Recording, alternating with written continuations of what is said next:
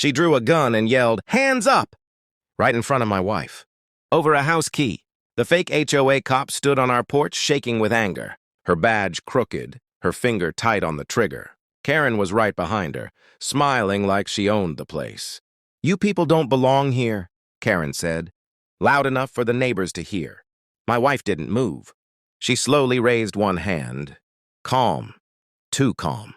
I could feel my chest burn, but I stayed quiet. The HOA paper taped to our door said our locks were being changed today.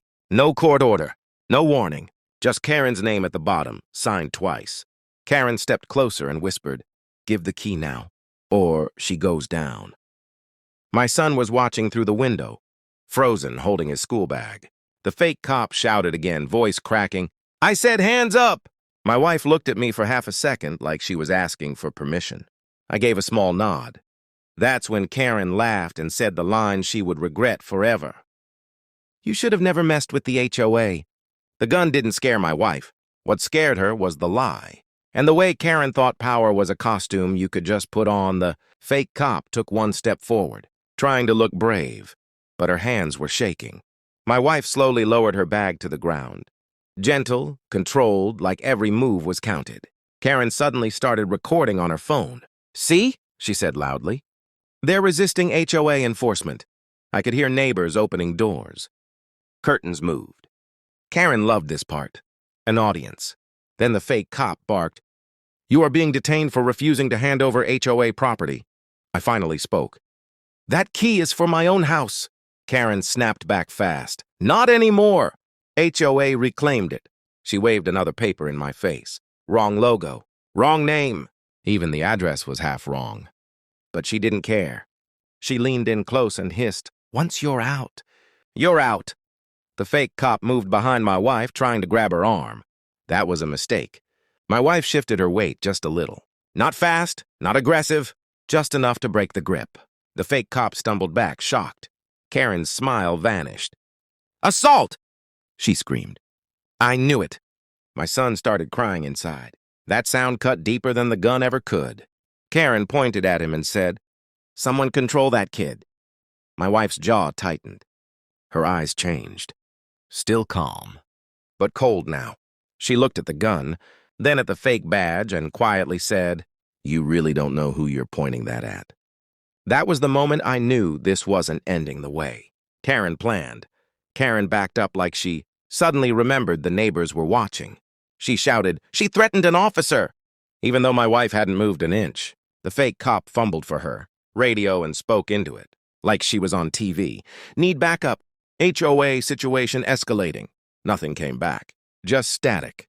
That's when my wife spoke again, slow and steady. "If that gun goes up one more inch, things change." Karen snapped, "You don't talk to law enforcement like that." My wife tilted her head. "Law enforcement?" The fake cop's face went pale. Karen tried to cover it fast. "She's certified through the HOA. Same thing." That line made a few neighbors look at each other. One of them pulled out a phone. Another started recording from a car. Then Karen played her next card. She waved her phone and said, "I already called the real police. I told them an armed woman is threatening officers." My stomach dropped. That was her plan all along.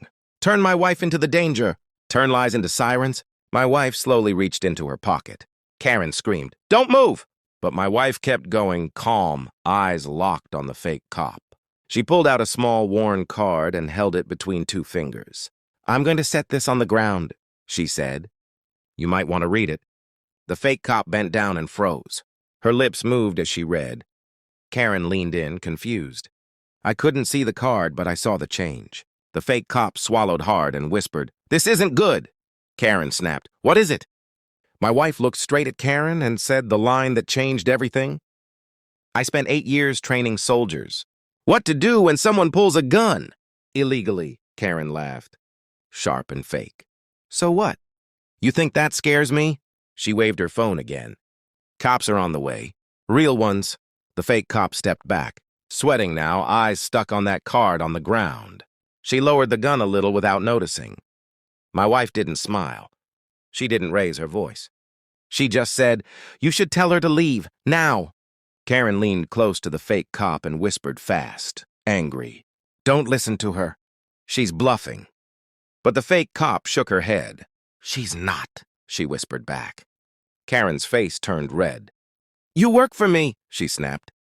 "Do your job." That's when a black SUV stopped at the corner. No lights, no siren. Just parked. 2 men inside didn't get out. They just watched. My wife saw it. I saw it too. Karen didn't. She was too busy, yelling about rules and fines and eviction, dates that didn't exist. She slapped another notice on our door, her hands shaking now. "This house is under HOA seizure," she announced loud. My wife finally moved. She took one step forward and said, "That house was never under your HOA." Karen froze. "That's a lie." My wife nodded. Toward the SUV. "County. Land office already confirmed it this morning." Karen laughed again, but it broke halfway. "You don't own anything here." I pulled out my phone and said quietly, "Want to tell her, or should I?" Karen looked at me confused. I tapped the screen and turned it toward her. The deed. The boundary map. The HOA line stopping 2 streets away. Karen whispered, "That's impossible." Right then, the SUV doors opened, and the men stepped out. The 2 men didn't rush. They walked slow, calm, like they had all the time in the world. One of them showed a badge, real this time. Karen's mouth opened, then closed. "We got a call about an armed suspect," the man said, looking straight at Karen. "Funny thing is, it didn't match what we found." Karen jumped in fast. "Officer, thank God you're here." They attacked my HOA officer. She feared for her life. The fake cop shook her head without thinking. "No, I mean..." She stopped talking when the second man looked at her badge. He didn't touch it. He just smiled a little. "Where'd you get that?" Karen stepped between them. "This is private HOA enforcement. You can't interfere." The first man nodded slowly. "Actually, we can, especially when someone calls in a false armed threat." He turned to my wife. "Ma'am, are you military?" My wife answered simple. "Former Army." He nodded again like that explained everything. Karen's voice went high. "She pulled rank on us." The officer looked at Karen's phone still recording and said, "Good, keep that running." He then pointed at the fake cop. "Gun on the ground, now." She dropped it so fast it bounced. Neighbors gasped. Someone whispered, "Oh, wow." The officer picked up the gun and cleared it. "You know impersonating law enforcement is a felony, right?" The fake cop started crying. Karen turned white. "She doesn't work for me," Karen said quickly. "I barely know her." That was the moment everyone understood. Karen was done throwing people under the bus. The officer looked at the HOA notice on our door and ripped it clean off. "This address isn't even in your HOA," he said loud enough for everyone. Karen shook her head over and over. "That's not possible." The officer looked her dead in the eye and said the line. "People would remember. You judged the wrong house and the wrong family." Karen tried to step back, but the neighbors were too close now. Phones everywhere, faces locked on her. "This is harassment," she shouted, pointing at us. "They planned this." The officer didn't even look at her. He was checking the fake cop's bag. Out came more badges, zip ties, printed HOA letters with different names. Each one hit the porch like a brick. My wife crossed her arms and watched. No words. That silence hurt Karen more than yelling ever could. The second officer looked at Karen and asked, "You order her to come here today?" Karen hesitated for half a second. That was enough. "She volunteered," Karen said. "I just wanted my community safe." The officer nodded slowly. "Safe from what?" Karen opened her mouth. Nothing came out. Then the officer turned his tablet around and showed her the screen. A video from our door camera. "Clear sound," Karen's voice saying, "Act like a cop." "They scare easy." A few neighbors gasped. One laughed out loud. Karen's knees looked weak. "That's edited," she whispered. The officer shook his head. "Already verified." My son stepped outside and grabbed my wife's hand. Karen saw him and pointed.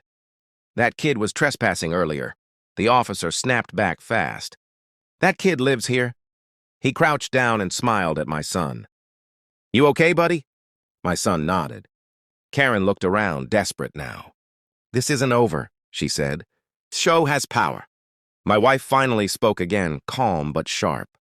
Not over people's homes. Not over lies. She looked at Karen and dropped the line that made the crowd go quiet.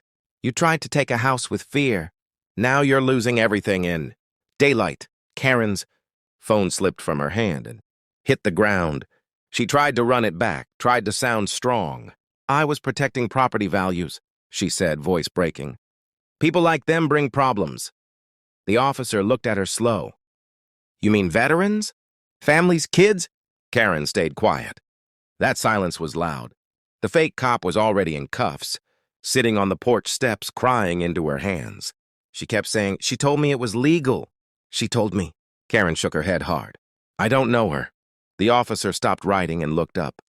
Funny, he said. Because your messages say otherwise. He read one line out loud. If anything goes wrong, blame them. A tow truck suddenly rolled by the street and stopped. Karen smiled for half a second. That's for their car, she said quick. I ordered it this morning. The officer raised an eyebrow. He walked to the driver and spoke quietly. The driver nodded, then turned the truck around and backed it toward Karen's car instead. Neighbors laughed. Someone clapped. Karen screamed, You can't do that, the officer replied. False report, trespassing, impersonation, harassment. He ticked them off on his fingers. Your car's part of evidence now. Karen looked around, shaking, like the ground moved under her feet. This is my neighborhood, she whispered. My wife looked at our house, then at the flag by the door, moving soft in the wind. No, she said quietly. This is our home. That was the line people kept repeating as Karen's car was hooked and pulled away. Karen was put in cuffs right there, in front of the same neighbors she used to threaten. No shouting now. No big words, just the sound of metal and her breathing going fast. As they walked her past our door, she wouldn't look at us. The officer stopped once and said loud, For the record, this family did nothing wrong. Cameras caught it. Everyone heard it. The officers gave my wife her card back. He said, Thank you for staying calm. She nodded once. That was it. The fake badges, the gun, the papers, all bagged, all gone. The street felt different, like something heavy finally lifted. Neighbors came over quietly. One of them said, We didn't know. I answered, Now you do. That night, after the cars left and the noise faded, my son asked my wife, Were you scared? She hugged him and said, I was ready. I stood at the door and looked at the flag again. I thought about how close we came to losing everything because one woman wanted power she didn't earn. I locked the door, our door, with our key, and said the line that still sticks in my head, I didn't serve this country to be chased out of my own home by a lie. And that's when I knew this story would follow Karen longer than it ever followed us.